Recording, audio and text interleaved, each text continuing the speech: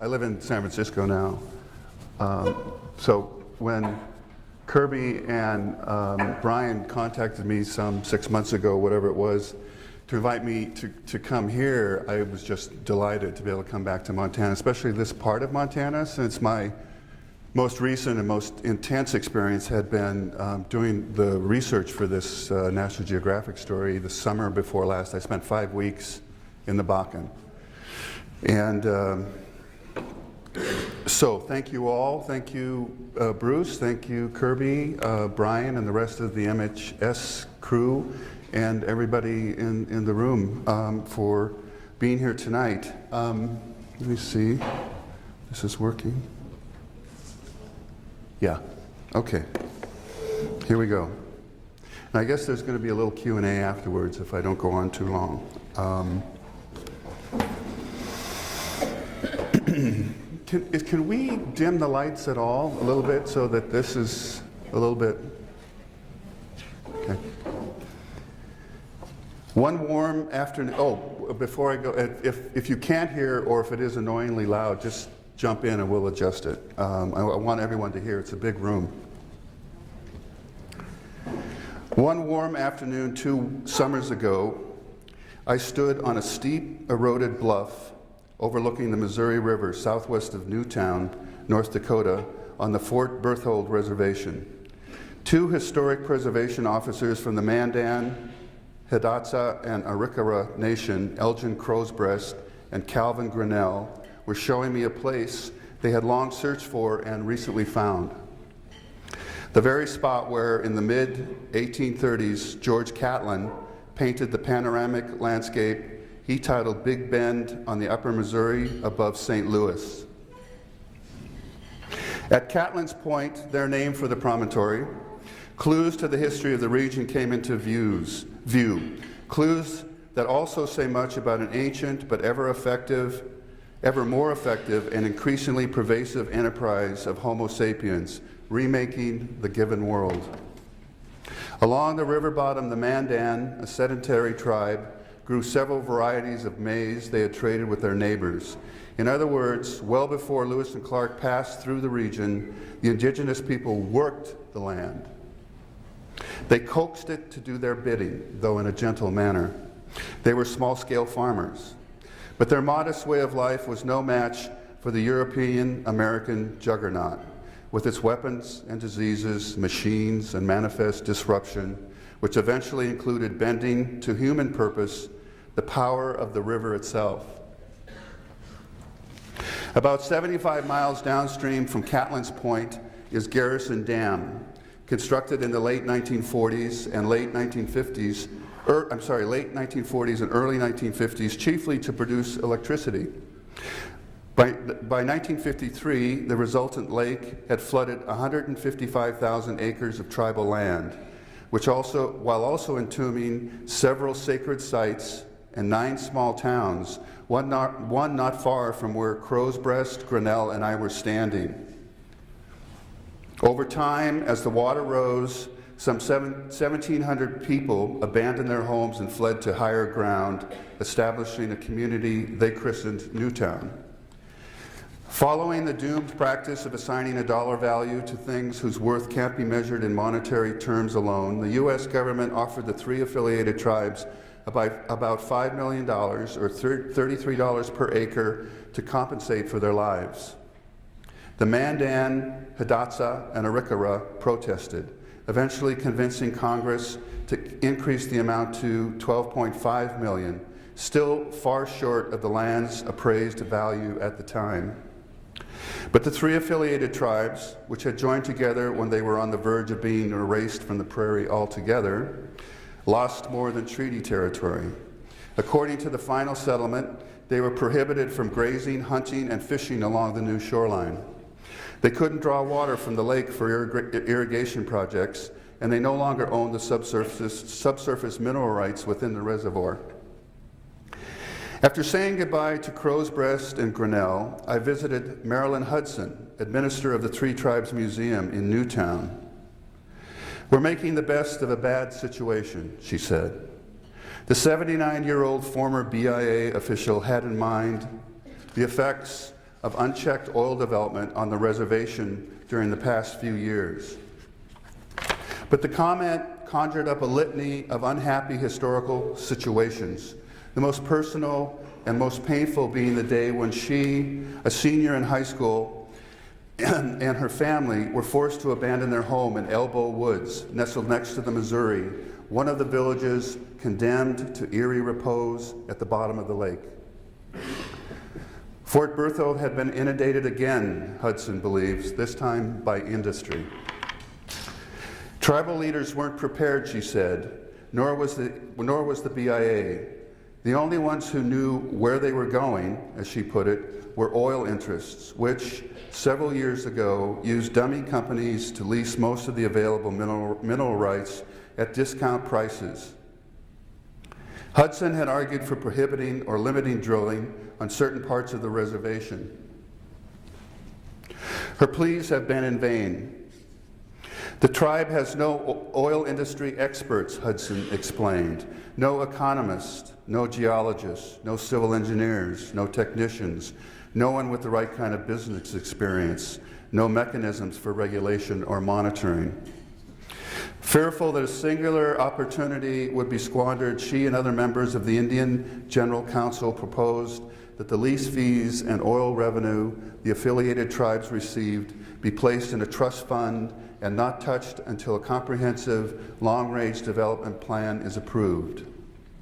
Among other things, Hudson wants to make sure the income is used to cultivate Indian education, Indian expertise, and Indian-owned and operated enterprises, in effect creating an economic renaissance that would bring prosperity to everyone on the reservation.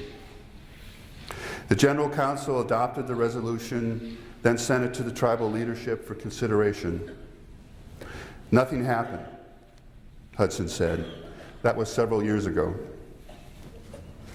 Of everything that's taking place today in the oil patch, what will last? Will the enduring things be the most desirable things? These questions haunt Don Khalil, chairman of the Williams County Board of Commissioners. Oil is a rental business, Khalil says, meaning it doesn't stay in one place, doesn't owe its allegiance to a specific set of local circumstances like, say, farming and ranching, which Khalil's family has been doing west of Williston, the county seat, for more than 100 years. Whoop. That's not right. There we go. Oh, yeah, I guess it is right. Perhaps nothing better symbolizes the contrast than the two most iconic structures on the prairie today, the itinerant drill rig and the steadfast grain silo. When the industry goes south, and it will go south, Khalil says, they just walk away. That's a little ambiguous. There's obviously silos in the background, but that's proppant. That's proppant in the front, the stuff that's used during fracking. Khalil explained his concerns while he worked on a barbed wire fence on land he leases from the state as summer pasture for his red Angus cattle. A pipeline company had damaged the fence but failed, in Khalil's eyes, to repair it properly, which he couldn't help but take as emblematic of the larger transformation underway in Williams County. He doesn't oppose development. Only development run amok, which is how he sees the boom. Slow it down, Khalil argues. Contain it before it destroys the closely bound communities and easygoing lifestyle that during good times have been the hallmarks of the region. Even if that were still possible, and Khalil has all but lost hope, the only effective way would be to limit the number of drill rigs or oil permits or well permits, and state officials have no wish to do either. Quite the opposite. It breaks my heart, Khalil said, while pulling another strand taut. Meanwhile, the Williston Convention and Visitors Bureau recently unveiled its new motto, Boomtown, USA. The Bureau's executive director explained the decision this way: we must boldly embrace who we are, what we stand for, and truly define our future. Slow down. If you put your ear to the ground, you can't go far or long in the oil patch without hearing some version of that sentiment. including from people who were enthusiastic supporters of the boom and support it still and are making money because of it, but didn't realize they had invited a tsunami into their lives. North Dakotans are no strangers to the here now, gone tomorrow nature of oil booms, having experienced one in the 1950s and another in the 1980s. But the scale, ferocity, and speed of the current frenzy found them unprepared. And they've experienced only the first stage of the invasion. The industry, as measured by number of wells, is expected to increase fivefold during the next 10 to 20 years. It's also easy to imagine slow down as a historical refrain, a counter chorus to every rush that swept through North Dakota, to the waves of settlers who arrived in the 19th century, nearly decimating the indigenous people. Slow down. To the mechanization of agriculture that took place in the first half of the 20th century, cutting the number of farms from 80,000 to 30,000. Slow down. To the conversion of the Missouri from a free-flowing river into an immense energy generator that extends almost to the Montana border. Slow down. But voluntarily imposing limits doesn't come easy to our kind, if it comes at all, even when we know it's a smart thing to do, the mature thing to do, even while we tell our children fairy tales about the virtue of doing so. Nor is restraint likely to prevail this time around. Lynn Helms, director of the North Dakota Department of Mineral Resources, has said repeatedly he wants to drill and hydraulically fracture every square mile of the oil patch. Despite assurances the public lands will be protected, industry is now active along the borders of the Theodore Roosevelt National Park, and it's encroaching upon the Little Missouri National Grasslands. As I witnessed last night while flying over the region with Chris Boyer of Lighthawk. No one in North Dakota has written about what's at stake more thoughtfully or passionately than Clay Jenkinson. Clay, are you in the room? The Badlands are not just a picture postcard, he says. They are an experience. And that experience is now on course to be degraded beyond recognition. In the absence of mandatory setbacks and other regulations, along the lines Clay proposed in one of his popular Sunday columns in the Bismarck Tribune, western North Dakota's last wild places will become little more than remnants in a patchwork of noise, traffic, dust, methane fumes, and light pollution. Gone will be the area's signature features: silence, solitude, serenity. Gone the understated glory of the prairie. Especially telling, in my view, is the deliberate waste in the oil patch. Last year alone, North Dakota squandered $1 billion worth of natural gas via flaring. That's the carbon emissions equivalent of putting 1 million new cars on the road. To be sure, the industry would rather recover the gas. And it must be acknowledged that factors are in play that encourage rapid wholesale development, including uncertainty about the global market, 3-year mineral rights leases on private land, and the possibility that the EPA could impose tighter restrictions or, worse, call for a moratorium on fracking. But did anyone in charge even consider delaying drilling until enough infrastructure had been built? And wouldn't old-fashioned prudence dictate testing new drilling, fracking, and wastewater disposal strategies on a small scale before applying them everywhere, all at once, as fast as possible? If these questions seem naive, unrealistic, I would argue they do so only because of the dominant ideology, which is based on technological determinism and the systematic postponement of full accountability. As a result, a massive experiment is underway, the lasting consequences of which won't be evident until it's too late to do much about them. This is a full-scale mining operation, says Brent Sanford, the young, enthusiastic mayor of Watford City, a small community in McKenzie County that prior to the boom had started to look like the dying town in the film The Last Picture Show. Now we can get back to work, Sanford says. The The day I drove to the Jorgensen place in the northwest corner of Montreal County was the day I fell under the spell of the Prairie. North of Tioga, I turned off Route 40, heading east.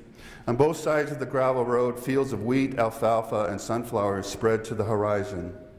In this part of the country, if you're not in a hurry, you can't help but notice the sound, that there's so little of it, for one thing, and that it's mostly orchestrated by the wind, which is almost always present, howling, thrumming, or as happened that morning, whispering as it sifted through the still green crops. I continued for 8 miles along a road without bends, in a land without contours, none of which prepared me for my destination, the White Earth Valley, a wide grassy basin whose subtle charm owes much to the flatness of the area surrounding it. Here, on a bench above the valley, Richard and Brenda Jorgensen, both 59, have lived for more than 30 years. While Richard drove a swather in a nearby field, cutting sweet-smelling alfalfa for cattle feed, Brenda showed me the troubles the boom had visited upon them, which also highlighted sacrifices residents throughout the region are making for the sake of oil. Brenda conducted the tour on an ATV, accompanied by 2 of her grandchildren, 7-year-old Ashley and 5-year-old Kyle. With Ashley sitting on her grandmother's lap and daredevil Kyle riding hands-free next to me in the back, we headed north of the house, skirting patches of virgin prairie, home to coneflowers, blue-eyed grass, and blanket flowers, and coulees where ash trees and juneberry bushes were abundant. Brenda was still in college when Richard showed her the valley. It was instant love, she says. Making a go of it on the Jorgensen family property, however, has never been easy. 8 years passed before they were able to build a house, which they did themselves, moving in on Easter weekend, 1980. Like most of the landowners I met in the oil patch, Richard held a second full-time job, not retiring until 2006. Brenda worked part-time. Farming and ranching rarely provide enough income to support a family. You don't do it unless it's something you can't live without. Early on, Richard also handled all of the work on the land, which took a toll. He was getting too grouchy, Brenda says. I told him, "You have to teach me how to help you." We arrived at a spot that afforded a view of the White Earth River, a narrow stream that winds through the Jorgensen's prime farmland. The valley floor is where a company called Alliance Pipeline is constructing a 12-inch gas conduit that would connect an existing processing plant in Tioga to its main line some 80 miles away. The Jorgensens and several of their neighbors vehemently opposed the project. "I don't want a bomb in my backyard," Richard says. But Alliance went to court, threatening to use eminent domain, the controversial process by which private property can be seized in the name of a larger public good, in this instance, providing energy the U.S. needs and demands. The morning I visited was supposed to be the last day company surveyors would traipse around the ranch, an insult in itself. "What does it mean when I say someone's hunting for gravel?" Brenda asked her grandchildren, invoking the underhanded oil men in the film There Will Be Blood. "They're snooping around," Kyle replied. As if on cue, a hawk shrieked overhead. While the Jorgensens fight to retain control of their bottom land, they are already living with the consequences of having lost it elsewhere on the ranch. 800 feet from their house, a petrol hunt jack pump runs day and night. At least 3 more pumps will be built on the spot. They didn't want the well, the noise, traffic, damage to their land, contamination risks, methane clouds that drift their way when the flare goes out in the middle of the night. But they had no say in the matter. North Dakota allows landowners to separate surface rights from mineral rights. During hard times, which have been frequent on the high plains, some have been tempted to sell or trade their mineral rights for, say, needed equipment like a new tractor. Richard's father had purchased 1,000 acres from someone who didn't tell him he had sold the mineral rights in 5-acre parcels to people all over the country. Further complicating matters, the rights have since been bequeathed many times. After poring over records at the county courthouse, Brenda discovered to her horror that 110 strangers currently own the minerals beneath the 40 acres surrounding their house. If an oil company can persuade 51% of present-day mineral rights owners to agree, and given that they will make money, perhaps lots of it, without taking any risk, they usually do, it can drill on land that doesn't belong to them. Perhaps prescient action on the part of the state legislature could have corrected this all too common arrangement, but now the minerals leasing and exploration phase is largely over in western North Dakota, giving people who don't live and work on the land the power to dictate the fate of many who do. This predicament is part of a larger dynamic. Whatever benefits the oil boom yields, they will be dispersed widely. To be sure, it starts with locals, including landowners who have retained their mineral rights and are earning a great deal of money from leasing. Overnight affluence is common. But much more wealth is leaving the region. Refugees from the recession, truck drivers, construction workers, roughnecks, and other temporary workers are paying down mortgages and other debts back in the states where they reside. Profits are flowing to oil company executives living in Canada, Texas, and Oklahoma, as well as shareholders everywhere. So too, the resultant petroleum products will benefit people across the country, and contrary to claims about U.S. energy independence, overseas as well. The costs, by contrast, will be localized. Taking the bad with the good may be inescapable, but either way, the bad will be borne largely by the long-standing residents of western North Dakota. They have the most to lose. Any fair calculation of risk would make their interest paramount. Before shedding tears over the industrialization of western North Dakota, however, or even wider of the mark, casting judgment, we would do well to acknowledge our own contradictions. To research the story I wrote for National Geographic, I flew on a large commercial jet from San Francisco, where I currently live, to Billings, then toured the oil patch in an SUV, covering almost 4,000 miles at the rate of 1 gallon of gas for every 20 miles. There's my rig. Like most Americans, I rely on hundreds of petroleum-based products, from my eyeglasses to the computer on which I write. There, but for a providential boom, go I. Indirect culpability aside, however, not having an immediate stake in the Bakken makes it easier to recognize that a tragedy is indeed unfolding. But I mean a tragedy in the classic sense, which is to say mostly well-meaning people putting forces into play that assume a life of their own, eventually exacting a price that was underestimated, ignored, or unforeseen. Everything we know about human experience tells us that in consequential situations like this, and especially in the absence of far-sighted restraint, sacrifice is all but certain. Also, that the pain won't be allotted equally. Maybe the benefits of the boom will outweigh the costs. To those benefiting most, they probably will. In any case, it's wrong-headed at best and dishonest at worst, not to mention hazardous, to pretend the oil boom is ungovernable.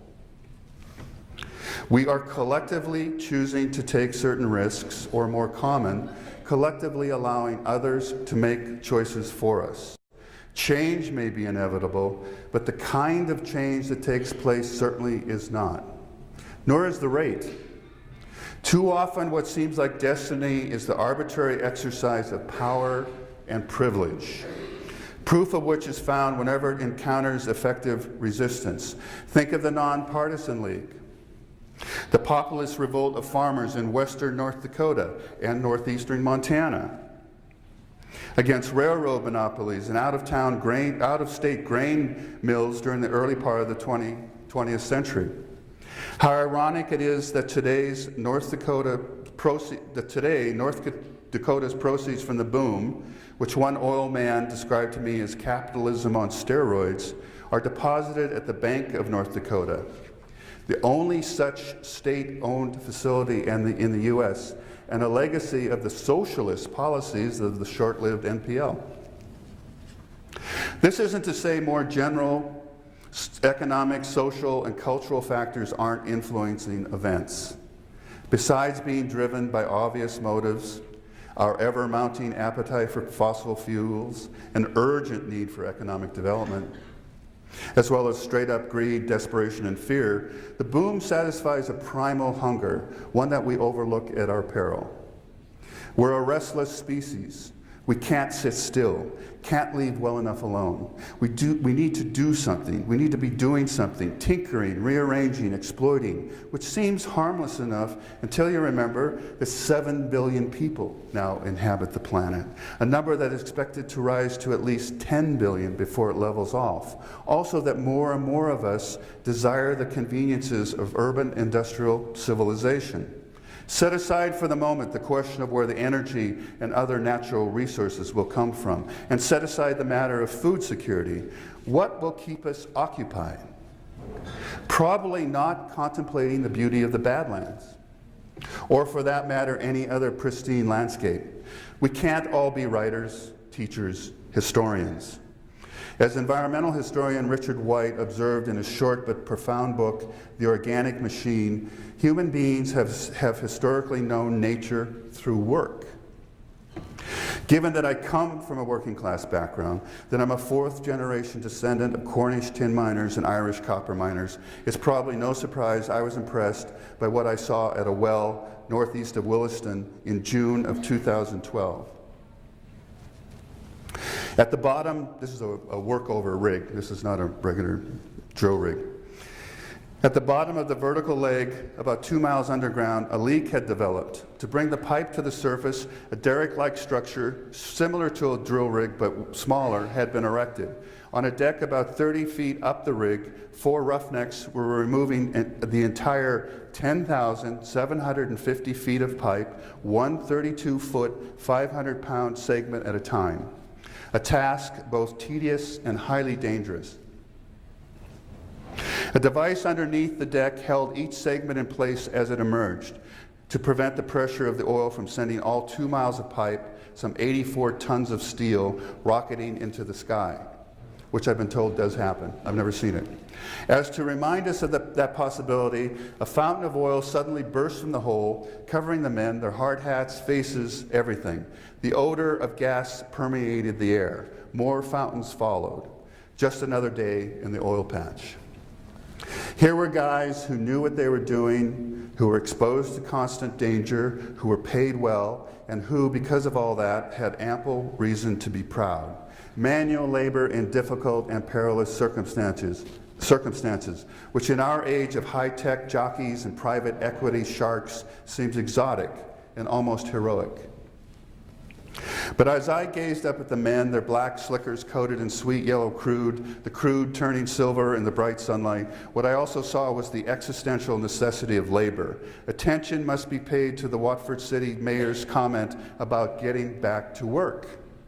Without creating a sufficient number of long-lasting, well-paying jobs, any attempt to reconcile the material and energy needs of a continually expanding urban industrial civilization with safeguarding the natural environment is doomed.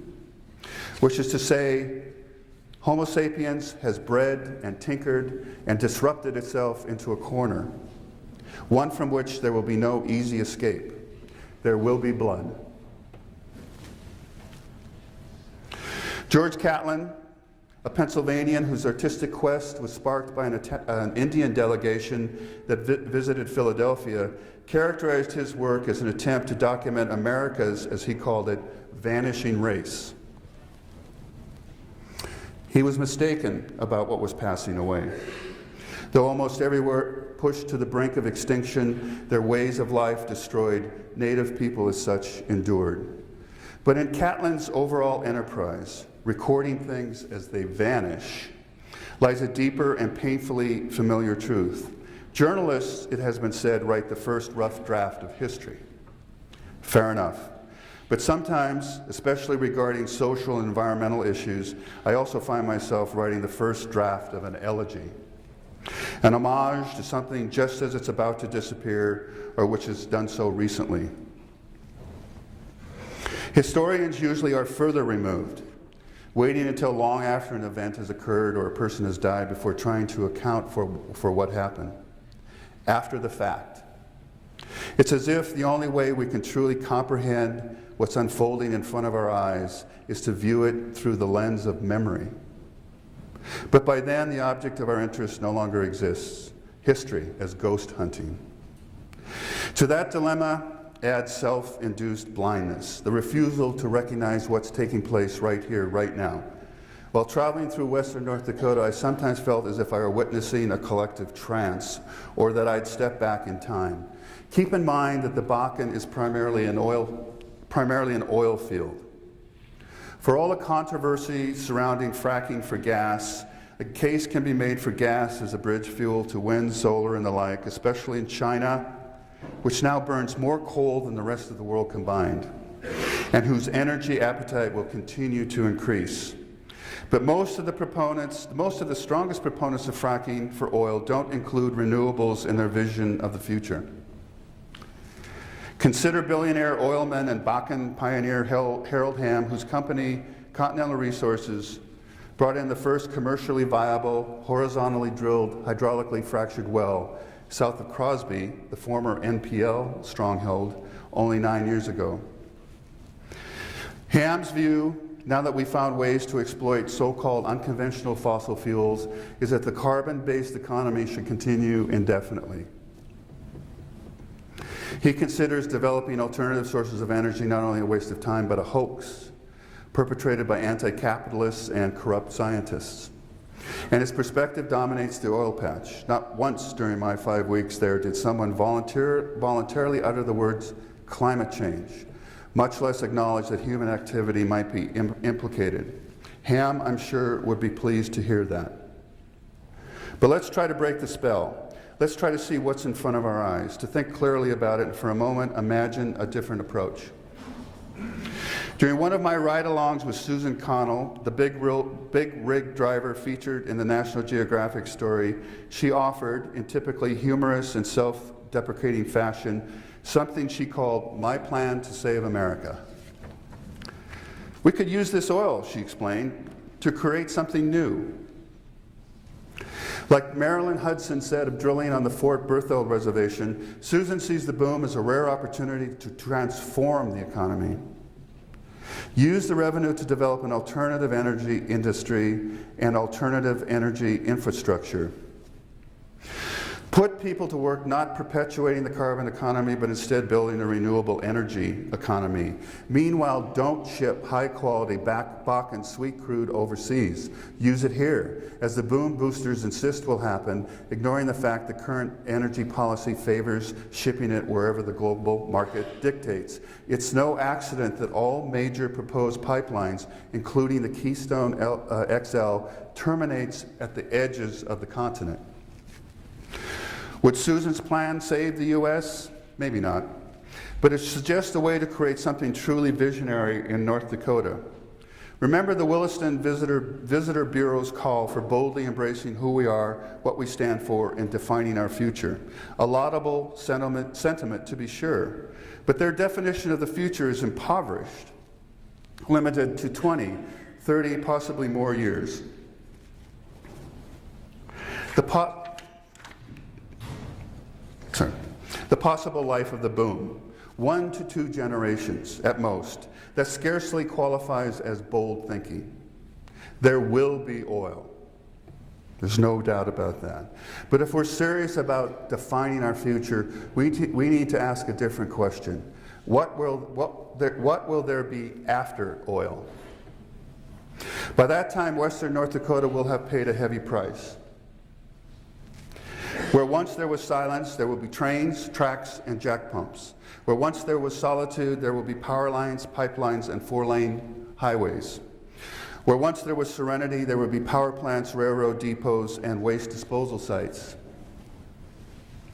What would make that sacrifice worthwhile?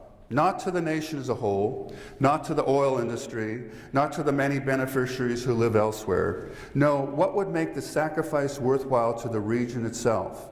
To the people who have endured a radical remaking of their beloved prairie. Once again, North Dakota is changing. Once again, we're not content to leave things as they are. Yet one constant remains, the ever-redemptive wind. Amid the commotion, the ambition and industry and frenzy of human appetite, the Prairie chorus is still trying to tell us something. Thank you.